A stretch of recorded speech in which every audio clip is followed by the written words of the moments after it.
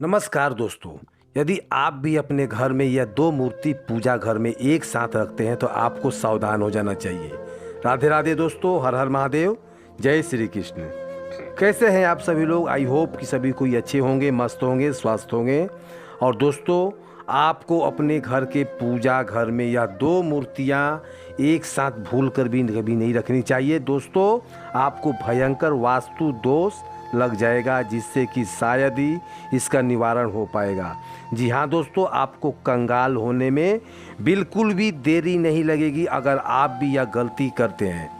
तो इस वीडियो को देखकर आपको सबसे पहले सावधान हो जाने की बहुत ज़्यादा ज़रूरी है।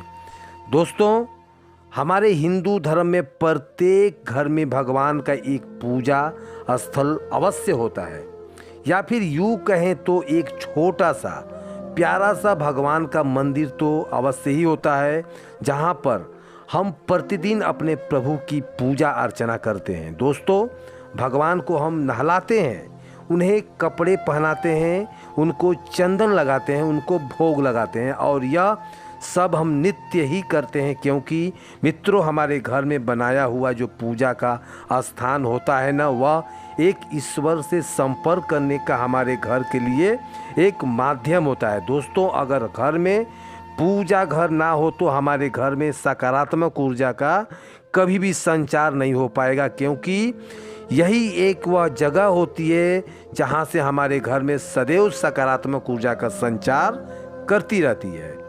दोस्तों, हमारे घर में मौजूद देवी देवताओं का जो मूर्ति भगवान के चिंतन करने का सबसे सरल उपाय यही होता है कि हम भगवान के सामने, उनकी मूर्ति के सामने उनसे बातें करते हैं, उनकी पूजा अर्चना करते हैं, उनका ध्यान करते हैं, जिसके द्वारा हम अपने इष्ट देव के आमने सामने मनोकामनाएं जाहिर करते हैं।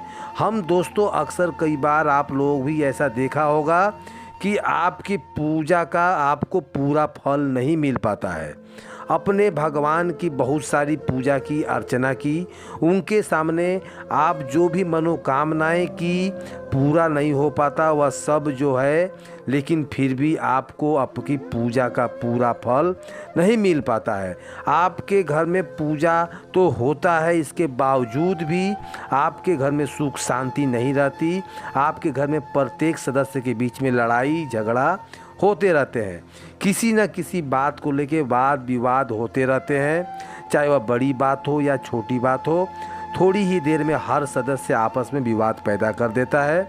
तो आपको बता दें कि इसके पीछे का सबसे बड़ा कारण इसके घर के वास्तु दोष होता है।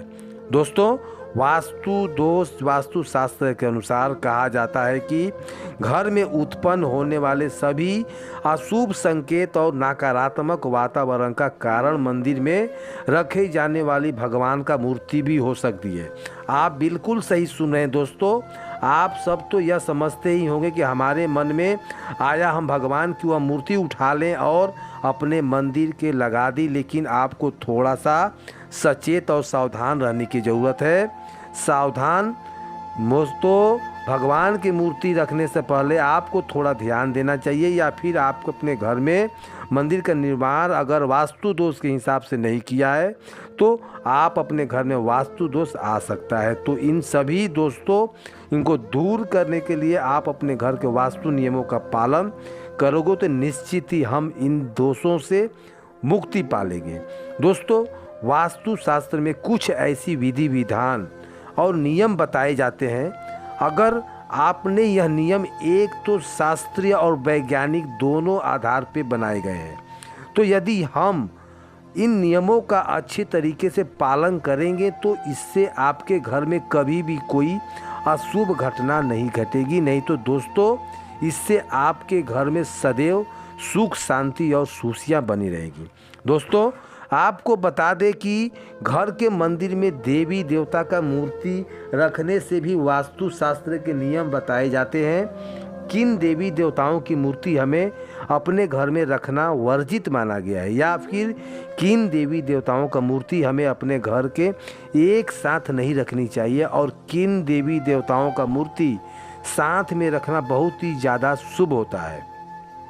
दोस्तों, ऐसे में महत्वपूर्ण नियम वास्तुशास्त्र में कहे जाते हैं। दोस्तों आपको बता दें कि अगर इन नियमों का पालन अगर आपने ठीक से नहीं किया तो इससे आपके घर में दुख और गरीबी दरिद्रता का वातावरण हो जाएगा। घर के सकारात्मक ऊर्जा चली जाएगी और घर में नकारात्मक ऊर्जा अपना निवास स्थान बना लेता है, जिससे परिवार के लोग एक दूसरे से लड़ाई झगड़ा करते हैं और वह सदैव निराश और दुखी रहने लगते हैं। साथ ही इससे आपके घर में आर्थिक तंगी भी आने लगती है।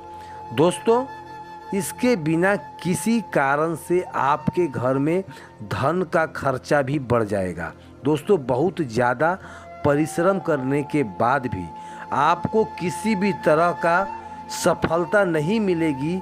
ऐसे बहुत सी परेशानियां वास्तु दोष के कारण हमारे घर में जन्म ले लेती है। तो दोस्तों ऐसे ना हो कि इसके लिए हम जान लेते हैं कि वास्तु शास्त्र के हिसाब से हमें घर के मंदिर में आखिर में किन देवी देवताओं का मूर्तियाँ रखना चाहिए और किन देवी देवताओं का मूर्तियाँ हमें भूल कर भी नहीं रखना चाहिए।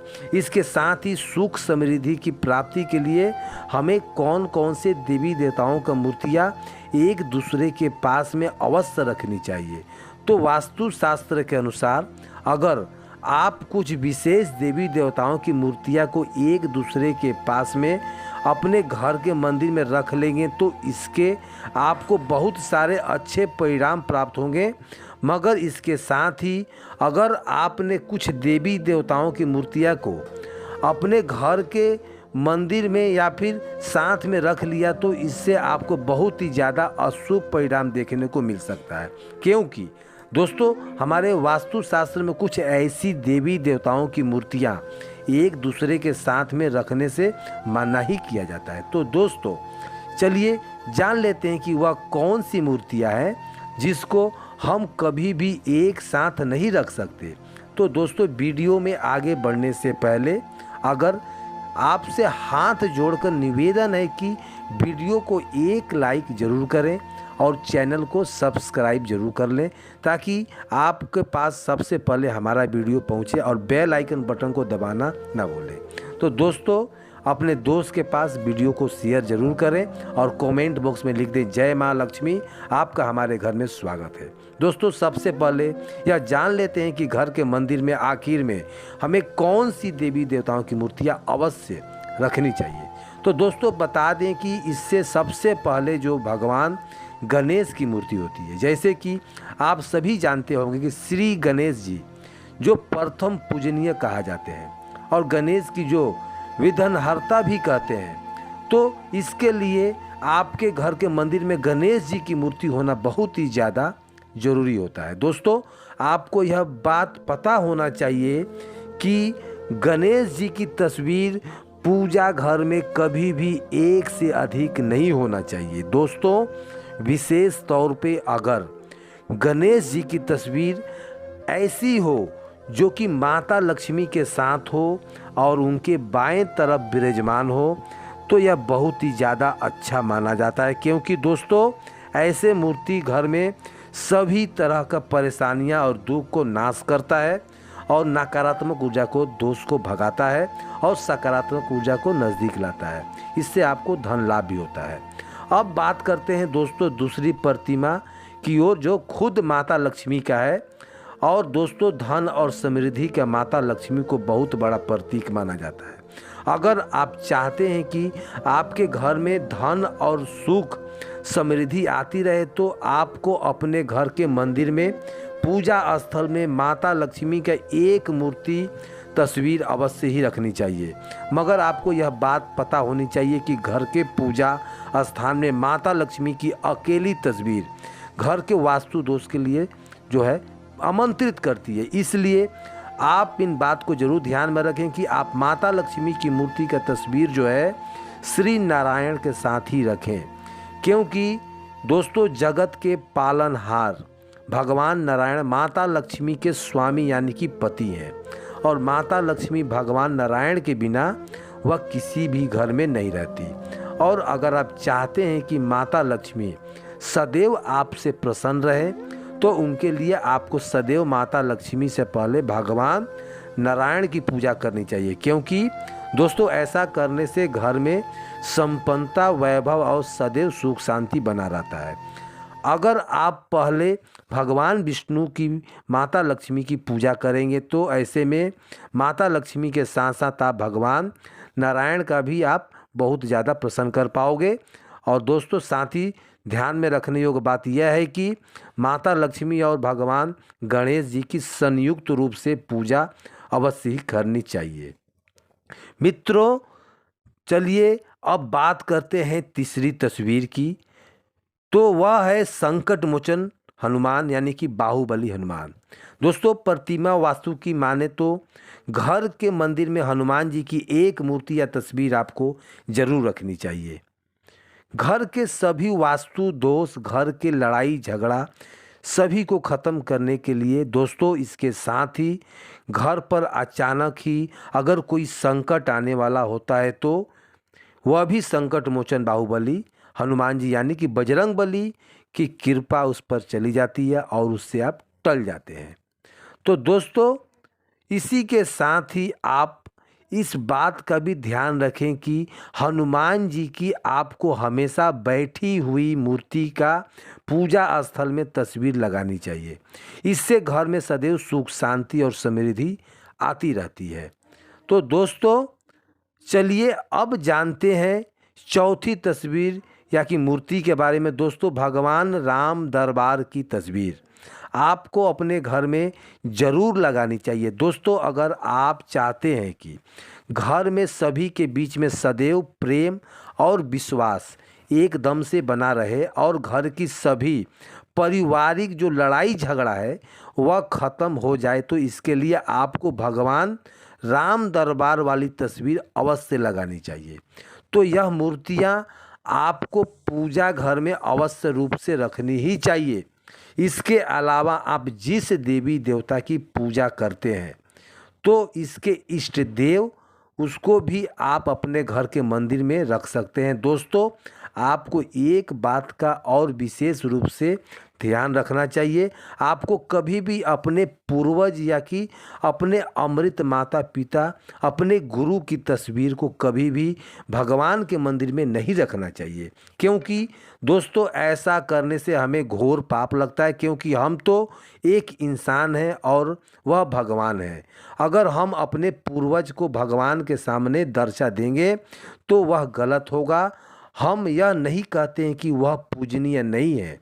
आप अपने परिवार वाली, अपने पूर्वज की, अपने माता पिता जो अमृत गुरु पुरजन जो हैं उनकी तस्वीर आप घर के मंदिर से बाहर कहीं भी रख सकते हैं, लेकिन घर के मंदिर में आप अपने पूर्वज और अपने माता पिता स्वर्गीय का फोटो और तस्वीर ना रखें।